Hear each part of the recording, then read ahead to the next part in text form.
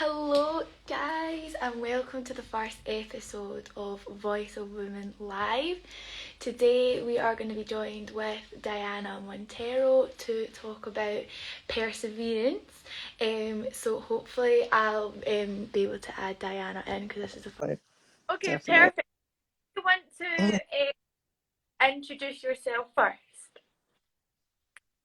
My name is Diana Montero, and it's nice to meet everyone. I'm looking forward to this chat, and I just am looking forward to Karis's success with art and this forum and giving women voices and just talking about topics that affect us all, especially empowerment and lifting each other up in this world that is, um, increasingly, I mean, we've dealt with misogyny and the patriarchy and everything. And I think that it's high time that not only do we keep putting um, cracks in this glass ceiling that seems to be global. I think as Karis and I speak sometimes, it's time for us to get some matches and burn this motherfucker down. So, For sure, for oh, okay. sure. So, So I connected with Diana through Instagram. She found my profile, and we've been speaking about doing weekly meetings, to just talk about the issues that like are surrounded by women and all the different things that mean. So we were working on that together. So I was like, who better to start off these little episodes with? So the yeah, first question that I have for you, Diana, is obviously like we've had lots of different conversations over the time, and one of the ones that came up for us was how difficult it can sometimes be, um, is to find time for ourselves. sure, sure. But Um, being able to do that and how it can be difficult sometimes. well, I mean, I think that we just, you hit the nail on the head with time. I mean, because as women, oftentimes we're juggling, we're juggling household, we're juggling work, we are juggling children. We are, because we are caregivers. We're conditioned to be the nurturers, and it's frowned upon that if you can't multitask, well then, yeah, she didn't finish that, she didn't finish that, she's like, mom, where's dinner? Mom, I need help. Mom, I need for you to, if you're um and I can tell you one thing: there's nothing worse than having a man or a husband that's ill, because and then you have to care for him as well, him or your partner. But the problem is that, no, traditionally we don't make time for ourselves, because as women, because again, we take care of everyone else, and I think in large part, I know that in my generation, if everyone else is taken care of, that means that you're good.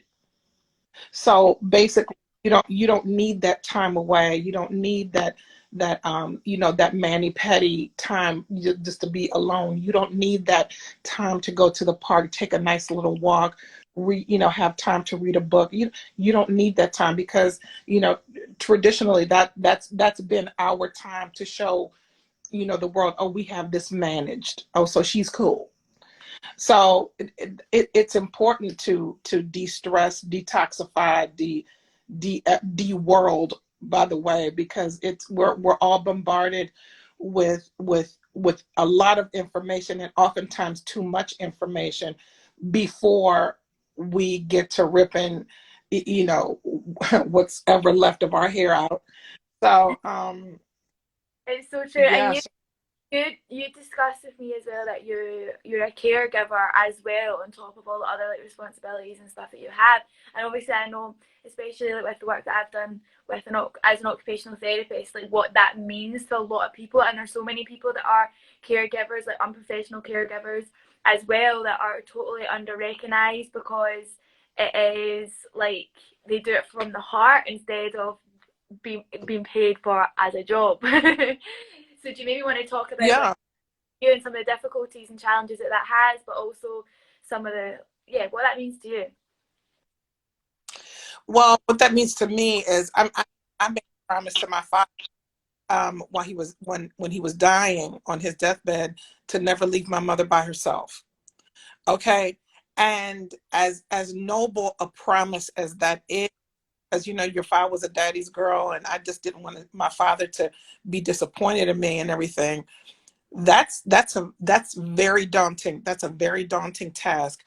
And the thing is that when you have someone that's growing old and is deteriorating and progressively deteriorating in health, and they're 84 years old, however, where they're deteriorating and they see it, and you want to help with make things a little bit better for them, make them comfortable.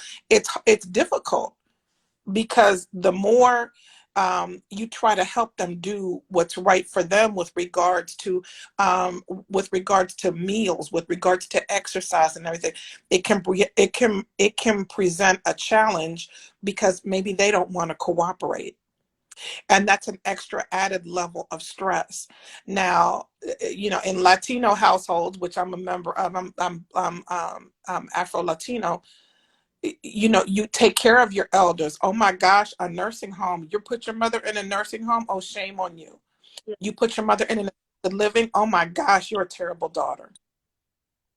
So, I'm also here today to tell people, give yourself permission to get in your car and drive. Thank you, Jess. Hi, Jess. Jess is actually my cousin, by the way. Oh, Um, mhm, it's blessed Jess. Um, but you just give yourself permission. Hey, honey, you're actually give yourself permission. Get in your car, and I've written a piece about this. Get in your car, do what you need to do. Um, get your mani pedi. Go someplace by yourself. Smoke your weed. If you do that, don't get your drink on. Meditate. Investigate what shock, your chakra or whatever the case may be.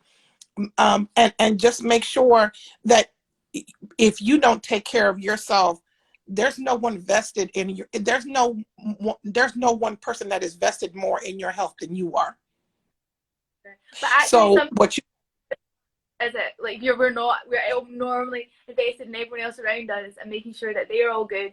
But also what I think is like what you're saying relates right back to the first question that I was asking you is about making time for ourselves. And actually you cannot look after other people if you can't give someone 100% if you're not 100% yourself. And I think that's sometimes right. That's exactly right. That's exactly right. If you're not 100% whole within yourself, then you have to completely make sure that your priority for your health is intact, sure. because other people's health, while you have a good heart and while you have a good soul and while you were raised to take care of family members, their lack of wanting to be better is absolutely none of your business. Right. It's not. And as a person who is a caregiver, if I'm helping you and you don't want to be helped, if I've gotten a person to come here and help you to do exercises, um, help you to do exercise, help you to maneuver, your independence, if you will. If you don't want to adhere to those rules, if you don't want to even try, then again, your health is none of my business anymore. but my health very much is, Yeah. you know. We Hmm. get that. I think that's such an important message to remember that no one's going to be looking after our health unless we're looking Not at after it. all. Like I Noticing said, you know. we're not healthy.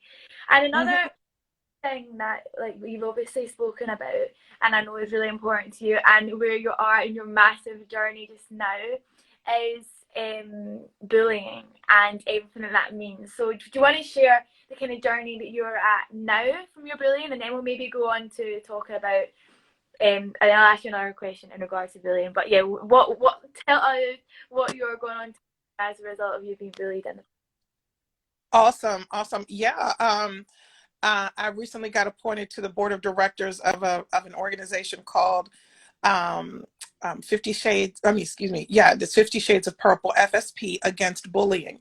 And if you go to fspagainstbullying.org, and you know, if you could donate, that would be perfect because we have a scholarship that we give away every year to two recipients that have a compelling story about bullying and how they overcame it, how they're going into the community, or how they are mentoring people to look out for bullying or to not bully. So that journey came about because, um, you know, I wanted to do something, also give back because I was bullied. And oftentimes, as women, you know, bullying is, you know, in my generation, I'm 53, and in my generation, it was very much, oh, you know what, just ignore them, because, you know, I was always the biggest kid in class. And, you know, just can tell you, I've always been a big girl. You know, I've always been now they call it voluptuous. I wish they called it voluptuous back then, but, you know, hey, um, I've always been of substance. Is what I've heard my ex-husband say. So you know, it was always, you know, if you know, don't worry, just ignore him, he's just a jerk. He, you know, ignore her, she's just jealous because you're cute. But you know, there are often times, and even now, bullying manifests itself um in different ways in your life. You know, um, it feeds into insecurities.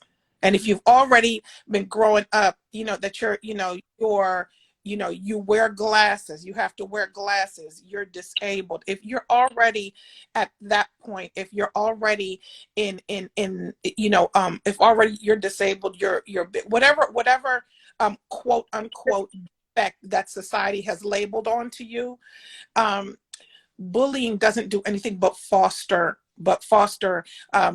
another avenue for that. So and it feeds into everything. It manifests itself into so many different ways. And for and me joining FSP Against Bullying was just, you know, an amazing, really, and just amazing. When she called me and she told me, you know, I wanted you to be on the board of directors, but it was just, there's so many people out here, whether it be at work, whether it be you know, just every day, whether it be you going out with the girls, and you know, there's one person in the group that you know, that is like, I can't believe she wore that, and it goes like, because I was just go saying ahead, and even bullying at home like and definitely so members, it's family members will, yeah because I, they think family I, members do that a lot because they yeah. believe that they can, you know. And I always think that Hmm. seems the hardest boundaries to set, isn't it, is with family members and all those things. But what would you say the message, like what message would you give to your younger self now from where you are?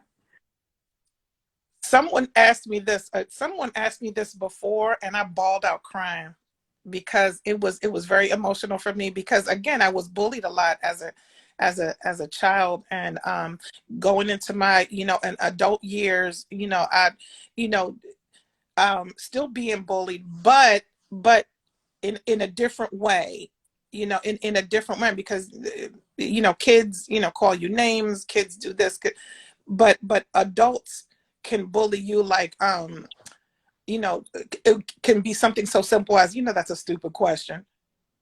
Something like that. These little microaggressions. But what I would say to my younger self um, would be, you got this. That's You beautiful. got this. That's beautiful. Hmm. But I said that's Yeah. beautiful for sure, because I think sometimes like that is just what you need to hear, isn't it? And I think like for people like our friends and our families and in our lifetime, when they come to us and confide in us for these things, sometimes like that's the best thing that we can say to them, isn't it? Like, you've got this, and like I'm You here. always you always have to maintain um something. You always have to maintain something upbeat, and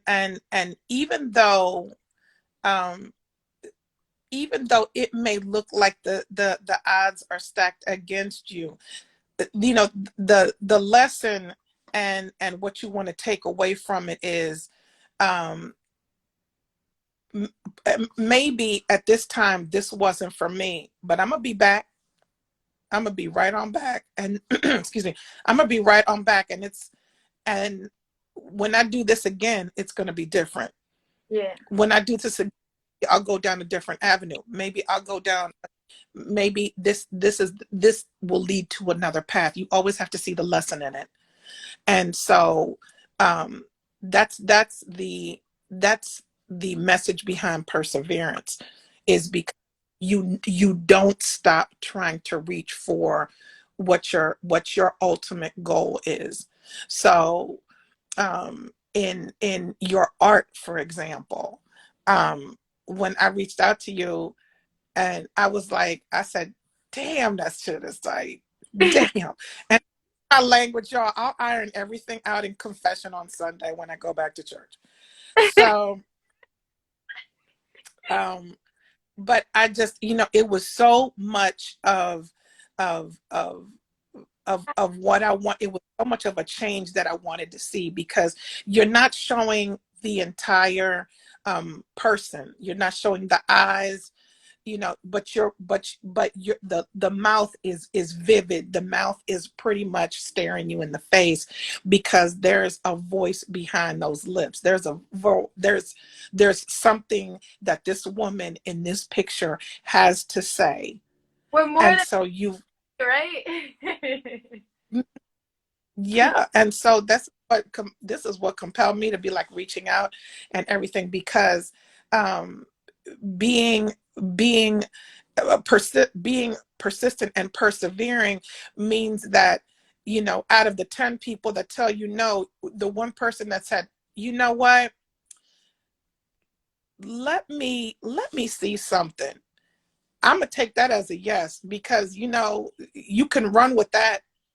No, there's this quote that I heard from Will I Am when I was like a lot younger, and it's always stuck with me. And it was, don't accept a no as a no, like the letters no, like Right. say no, how to make that no a yes. So it's Hmm. like no into KNOW, and I love Exactly. saying Exactly. no, saying absolutely not. Just know how to change that to make it a yes, like be better, or like Hmm. change up, and don't let it like affect you Yeah, like that. a maybe means out of 10 people, if 9 people tell you no and someone says let me see, or a maybe, that just means to me that either that But whoever it's happening to, you need to tell them, what, that the world does not the world is not going to revolve until they reach you, until they come at you. So if people are telling you no, Karis, as your paintings, and they're like, well, maybe that's not what we're looking for, I'm like, what, let me tell you something about me. Okay, tell you something about me. Okay, the sun don't shine until I wake up first. These paintings are going to be fire in your gallery. Trust me when I tell you, but if you don't want to do this, then, I feel bad for you. because you know, and so that's how you can, and it's not conceit, it's not being stuck up, it's making sure that people know that you know your shit, And I also think and it's like knowing people your know worth. And I think that's what I exactly. find hard. And I think specifically as women can be so difficult is to know your worth and to be able to have Hmm. those boundaries. And the journey that I've been on, like with the art stuff, because no one's Absolutely. going to see your if you believe in it yourself, which is so hard when you're not used to like living your life like that. But I think Never, that came back to. Sorry, Diana, what were you going to say? I said, never mind the obstacles that are put in front of you with regards to, like in business, women are still looked upon if they're assertive. Then it's like, oh well, she can still be called a bitch. But no, she really is a bitch because of this and this and that, whatever. I've heard that. I don't know, ad nauseum. And you get tired of it. But a man is assertive. He really knows how to run a business. I know. In other aspects, yeah. So, I um, conversation with a lot of gentlemen as well who were at the exhibition, and they had that's my mum. Angels are flat. But there's a lot of men like at the exhibition who are saying, yeah, actually, you know what, like I wouldn't necessarily have thought about it like that from their perspective. And I think that's really what I want to promote about this. Like, it's not just about women, it's about the issues. And for me, it's a way of me to be able to connect with other people, because it's something, no matter if you're from here, there, all around the world, it's mhm, experiences as women we can all connect with, and it's a focal point and a starting point for us to make that connection, to bring up conversations that affect everyone, men, that, female, binary, it affects. And I think that that's the main thing that I want to achieve, is that we're all humans. We all have and feel the same emotions and have the same insecurities and stuff, like what you're saying in regards to bullying and all of that. We all have those feelings, but just in different forms, and it's different environmental triggers that make us feel those emotions in different oh, spaces. But we have the same. absolutely, absolutely. And the one thing that I wholeheartedly agree with you with the fact that this is not just about women. If you really want to look at it, it's about how men traditionally have not looked at women with the power that we have, and we that power was suppressed. Yeah. So now, I mean, I just had a discussion about this. Look at the United States, okay, and look at the United Kingdom, with regards to COVID, okay. So here in the United States, I will honestly say, I it was handled very poorly from the beginning. When we had a previous administration, it was handled poorly. Boris Johnson, I don't think that I mean, he was a little bit better than the previous administration that we had. But I mean, you know, so fast forward, looking at New Zealand, Looking at what, sorry? looking at New Zealand Right? and the prime minister, I was like, oh, I was like, well, wait a minute, how many cases do they have? And looking up, put everybody to shame. She put everyone to shame with her bad ass. I said, damn, damn. And it's really interesting because it's just now in the United States that we have a vice president that's female. So, what is it that about, what is it about, um, females that or women that what is about the female power that frightens you, and so that's and that's you Yeah. know The people, like, the people in power, the people on TVs, like all the people that are in influential spaces, they don't represent the society in which we live in, from how they look, from how they are. And I think that is so sad. And the fact that, like, if it's a women or men's role, like, and I think it's sad that we even need to, like, look out for that, you know. And like we even need to like compare. And I mean, she's done an absolutely amazing job. It's so true, and you can't say that. But I think as well, maybe it is the fact that women are seen as a threat. But I think more importantly, like, you can only, I think it does make sense, like, from back in the day when all these systems started being fueled, from when they began to be fueled, was like, for for someone to do well, they need to make other people do not so well. And I think an easy way for that to happen, especially if you imagine being like a white male, what that means is you want to, you want your own to do better. And I think we can look at that and say that it's really evil, but it's such a human instinct. And I mean, I think it's so terribly wrong, but Oh, it makes a lot for how all these things have happened. But I think it's easy to be angry and look at these systems. I mean, how could this be? But actually, like, it makes a lot of sense why the systems are the way that they are, because it's people just looking out for their own people, and the people that are at the top just looking for their own people. So then that just grows and that grows. And I think what's so amazing now is that actually we've seen that there's this disparity in the people that are at the top, oh, definitely. and in so many different ways, and we can start to have conversations, which